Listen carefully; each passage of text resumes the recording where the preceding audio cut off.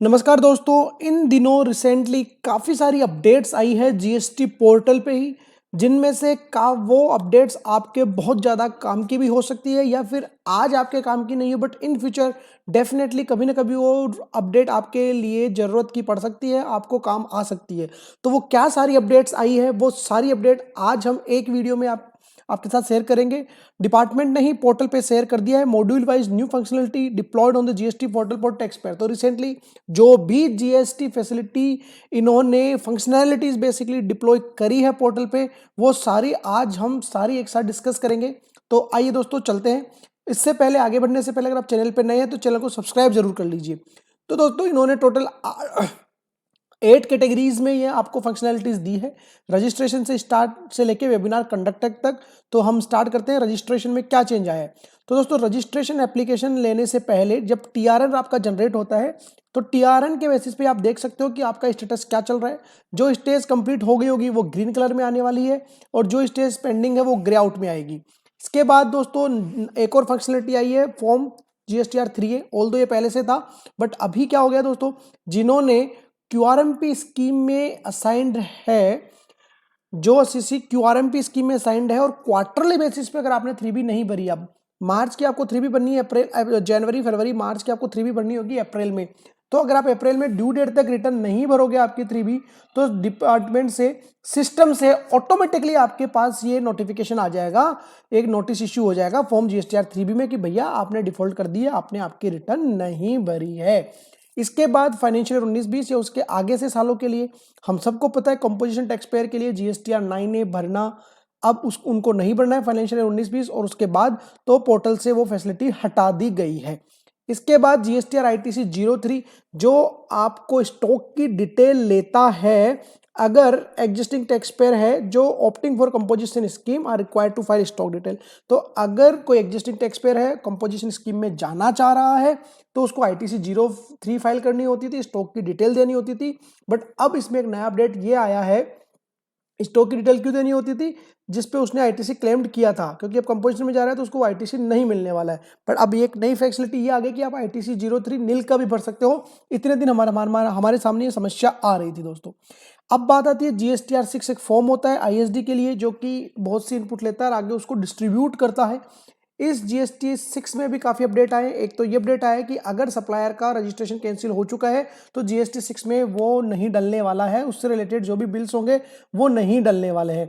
साथ में इसमें क्या आया है, एक और जो ऑटो पॉपुलेट चीज होने वाली है, 2 कॉलम बेसिकली ऐड किए गए हैं।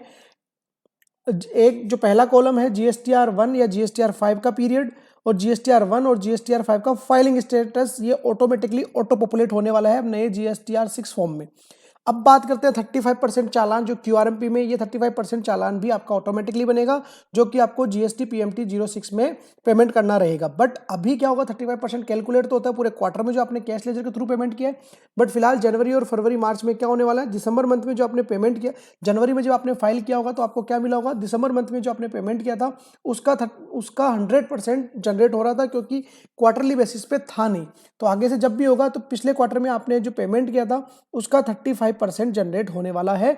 अगर क्वार्टरली बेसिस लास्ट पीरियड आपका क्वार्टरली नहीं था तो लास्ट मंथ में जो आपने पेमेंट किया था उसका 100% चालान जनरेट होगा दोस्तों। आप चाहो तो अगर आपको लगता है कि मेरा 35% या 100% नहीं बन रहा है, टैक्स कम बन रहा है, तो आप कम भी पेमेंट कर सकते हो। अगर आपके पास ऑलरेडी क्रेडिट लेजर में, कैश लेजर में पैसा पड़ा है या फिर आपकी नील की टैक्स लायबिलिटी है, तो आपको पेमेंट करने की जरूरत नहीं है। ऑल्दो इस पर हम डिटेल में ऑलरेडी वीडियो बना चुके हैं, इसलिए मैं ये समराइज्ड फॉर्म में मैंने आपको समझाने की कोशिश करी। डिटेल में आपको जानना है तो वीडियो के एंड में आपको इसका लिंक भी मिल जाएगा। इसके बाद जीएसटीआर 3B जो आपकी आ रही है, उसमें कुछ एक डेटा ऑटोमेटिक फेच हो रहा है, तो आप उनको एडिट भी कर सकते हो। अगर आपको लगता है कि ये डेटा नहीं आना चाहिए था तो आप उनको एडिट भी कर सकते हो। एडिट करने पर डेफिनेटली सिस्टम उसको रेड फ्लैग कर देगा, तो आपको ध्यान रखना है कि क्या आप एडिट कर रहे हो वो सही है या गलत है। तो ध्यान रखिए, अगर आपको कुछ एडिट की जरूरत पड़ रही है तो प्रॉपर रिकंसिलेशन बना के रखें, और एक्चुअल में एडिट होना है तो ही आप एडिट करें उसको, अदरवाइज रूल 36(4) में आप फंस सकते हैं दोस्तों। इसका आपको ध्यान रखना है, क्योंकि हम सबको पता है 5% से ज़्यादा इनपुट हम नहीं ले सकते हैं। इसके बाद आप जो रिफंड एप्लीकेशन लगाते हो उसकी प्री ट्रैकिंग भी कर सकते हो। बहुत ही अच्छा सिस्टम दिया है। आपको सर्विसेज में ट्रैक एप्लीकेशन स्टेटस में डालना है, सेलेक्ट द रिफंड ऑप्शन डालना है, ARN आपको डालना है। तो वहाँ पे जितनी स्टेप्स होती है कि जब सबसे पहले आपने रिफंड अप्लाई किया, उसके बाद RFD02 इशू हुआ, उसके बाद आपका बैंक अकाउंट वैलिडेशन की भी एक बात आती है, फिर रिफंड सेक्शन हुआ, फिर रिफंड डिस्बर्स्ड हुआ, सारी स्टेटस वहाँ पे आने वाला है।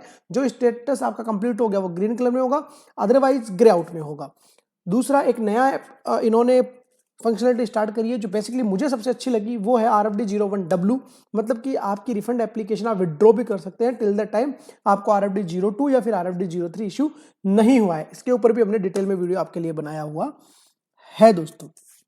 इसके बाद अगर आप रजिस्टर्ड पर्सन नहीं हो बट एक टैक्स पेयर हो या एप्लीकेंट हो और आपको रिफंड फाइल करना था, उस केस में क्या था, आप बैंक अकाउंट डिटेल नहीं डाल पा रहे थे TRN के बेसिस पे, बट अब आप TRN के बेसिस पे बैंक अकाउंट डिटेल डाल पाओगे और इजीली आप रिफंड ले पाओगे दोस्तों।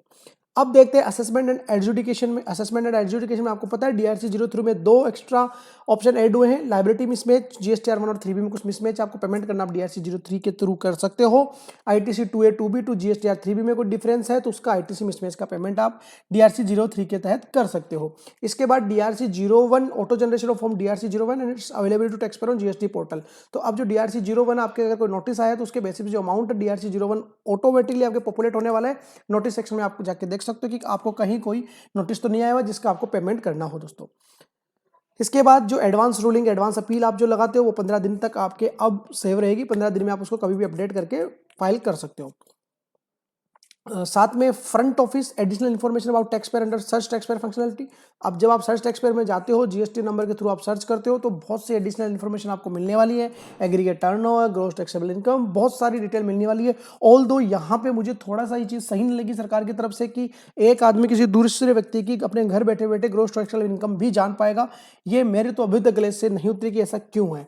इसके बाद काफ़ी सारे वेबिनार्स भी कंडक्ट हुए, उनकी लिंक दी हुई है। अगर आपको इंटरेस्ट हो इन सब वेबिनार्स में तो आप इन लिंक्स पे जाके वो वेबिनार्स देख सकते हैं दोस्तों। ये गवर्नमेंट के, हमारी तरफ से ये वेबिनार नहीं है, ये गवर्नमेंट के खुद के कंडक्टेड वेबिनार है।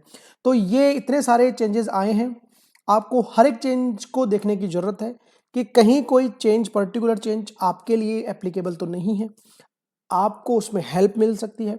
सबसे बड़ा चेंज जो मैंने आपको बताया रिफंड विड्रॉल वाला, जो अपने आप में मुझे वाकई में काफ़ी अच्छा लगा, जिसका मैंने अलग से एक वीडियो भी बनाया हुआ है। इसके साथ साथ DRC03 में जो 2 ऑप्शन ऐड किए इन्होंने, 2A और 3B का, 2A 2B 3B का मिसमैच, और GSTR 1 और 3B में लाइबिलिटी में मिसमैच है।